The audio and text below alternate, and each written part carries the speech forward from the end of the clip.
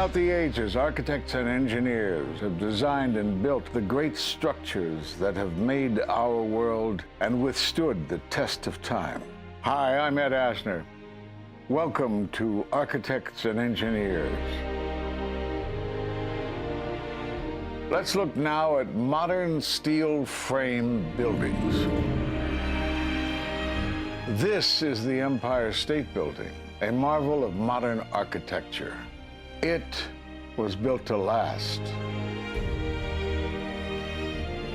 Architects and engineers of today use computers to design and engineer buildings that will endure the forces of nature, such as earthquakes, fires, and hurricanes.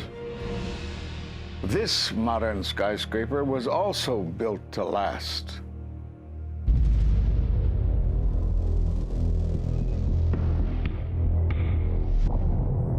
We've seen buildings completely destroyed like this before, but only when done intentionally. Danny Jowenko is the expert on this in Europe. What did he say? Dit is controlled demolition. Zeker weten. Zeker weten. Er is nagesprongen. Dit is in opdracht gebeurd. Dit heeft een team gedaan van experts. Let's compare. Explosives are used to demolish buildings like this in just seconds. Okay, so it's a controlled demolition. What's the problem with that? Well, it happened on the afternoon of 9/11 at the World Trade Center. Let's just think about this. Controlled demolitions cannot be engineered and rigged in a day. It takes months. And therefore, this event must have been planned in advance. Keep your eye on that building as they coming down. Building is about to blow up. Moving back. We are walking back. There's a building about to blow up. Did they actually use the word brought down, and who was it that was telling you this? The fire department, and they did use the word, we're going to have to bring it down. And these people heard explosions. We heard this sound that sounded like a clap of thunder. It looked like there was a shock wave ripping through the building, and the windows all busted out. About a second later, the bottom floor caves out. The building followed after that. He takes his hand off, and you hear 3, 2, 1, and it was boom, boom, boom, boom, boom. And these reporters recognized it as a controlled demolition. And I turned in time to see what looked like a skyscraper implosion. Looked like it had been done by a demolition crew. The whole thing just collapsing down on itself. For the third time today, it's reminiscent of those pictures we've all seen too much on television before, when a building was deliberately destroyed by well-placed dynamite to knock it down. It was almost as if it were a planned implosion. It just pancaked. So what's the problem if this was a planned demolition? Well, we are told by government agencies that this building came down as a result of normal office fires. The National Institute of Standards and Technology produced their final report in 2008. World Trade Center 7 collapsed because of fires fueled by office furnishings. It did not collapse from explosives or from fuel oil fires. Well, what do you think brought down the building? And what caught my eye is more than 1,300 architects and engineers examined the evidence about Building 7's collapse and disagree with the official report issued by the National Institute of Standards and Technology. I certainly am much more open-minded about it than I was, and it is because of the involvement of the 9/11 families and all these engineers and architects. You are about to hear from architect of 23 years, Richard Gage, AIA, member of the American Institute of Architects and founder of Architects and Engineers for 9/11 Truth. Now there are more than 1,500 architects and engineers who say that it could not have been brought down by office fires. They are backed by 9/11 family members who are calling for an independent, unbiased investigation. I'm Richard Gage.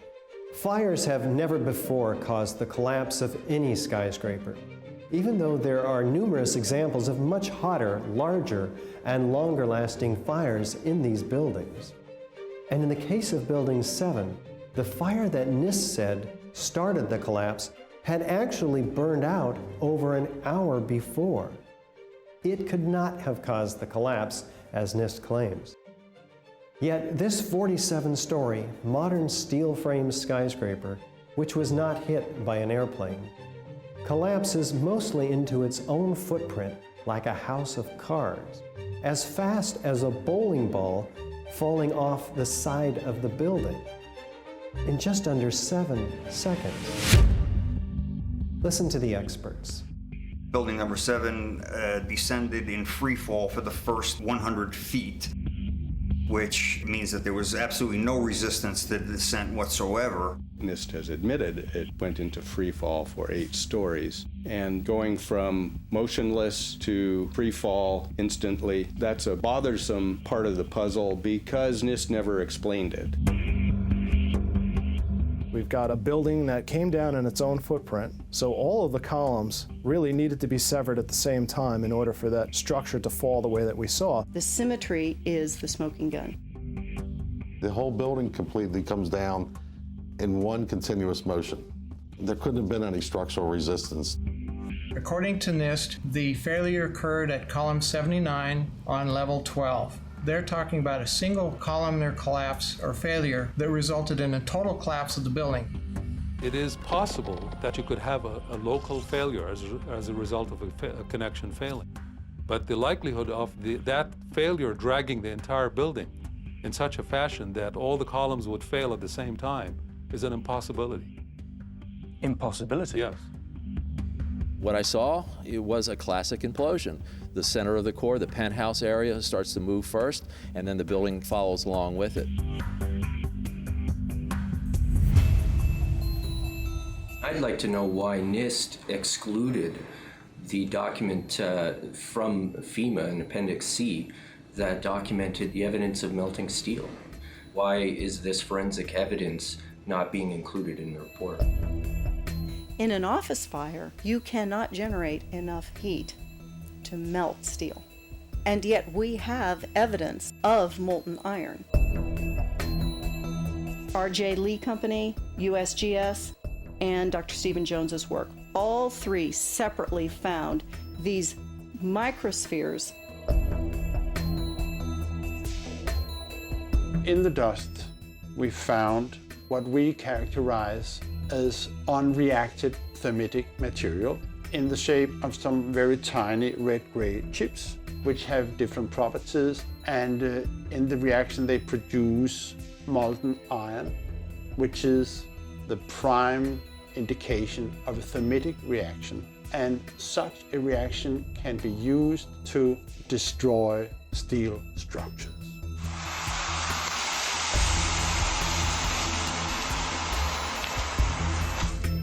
What we have found is a modern version of thermite, which we call nanothermite. There were these iron microspheres present in all of the dust samples that needed to have been formed in extremely high temperatures.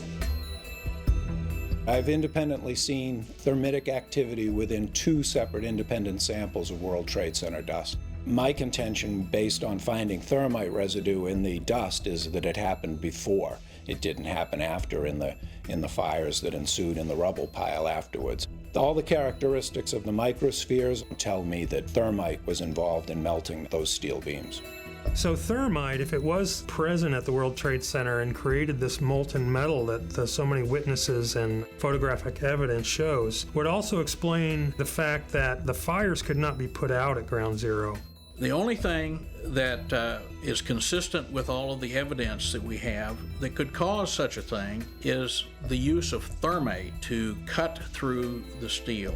You'd get down below and you'd see molten steel running down the channel rails. Like you're in a foundry. Yeah. Like lava. Like it was lava from a volcano. Well, the manual gets into thermite, and if it says if you have melted steel or concrete, which we had on 9/11. We should test for it. This fused element of steel, molten steel and concrete and all of these things all fused by the heat into one single element. We're asking for an investigation that follows national standards. There's no excuse to not test for this. If terrorists used explosives in '93, why didn't we test for them? If all these witnesses heard explosions, why aren't we testing for them? NIST concedes that they found no evidence for explosives. So then we asked them, well, did you look? And they said, no, we did not look for explosives or residues of explosives. So the preconceived notion of NIST is that there's no evidence for explosives, and so there's no point in looking. That is the most unscientific thing that you can possibly think of, not to look because you don't expect to find evidence, and in fact the evidence is overwhelming. They state these conclusions for which there's virtually no evidence, and then they ignore conclusions that can be drawn from the evidence. The Freedom of Information Act request to NIST was denied with the claim that releasing this data might jeopardize public safety. How could it possibly jeopardize public safety? The destruction of evidence was a criminal act in itself. It was already being carted away and destroyed when the FEMA investigators got there about a month after September 11th. You can't do science when you are deprived of the evidence and when your hypothesis is the least valid instead of the most likely. When the most likely hypothesis in the case of Building 7 wasn't even mentioned. This is not science. The scientific forensic evidence, ignored by NIST, but carefully reviewed by teams of technical professionals, corroborates the hypothesis of explosive controlled demolition. We've traveled to 21 foreign countries and 32 American cities, bringing this evidence to the attention of the public. And we're backed by 9/11 family members and other concerned citizens who are calling for an independent, unbiased investigation. I'm a family member trying to find out the answers to the murder of 3,000 plus people.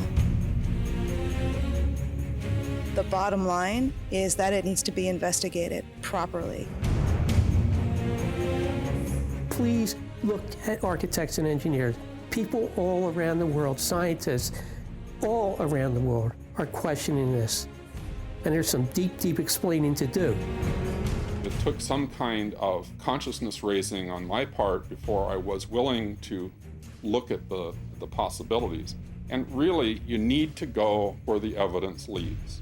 As an engineer, and I have 3 degrees in engineering, I signed that petition for architects and engineers for 9/11 Truth some time ago because the American people absolutely need the truth of 9/11. Look at the evidence. In fact, I'll say this very categorically. Any reasonable person who looks at the evidence that's been brought forward has got to come away with the feeling that something has to be done, a real investigation has to be put forward. We will never heal. This country will never, ever, ever forget that day. We have to demand a new investigation. I want justice here. The country owns this. We were all victims.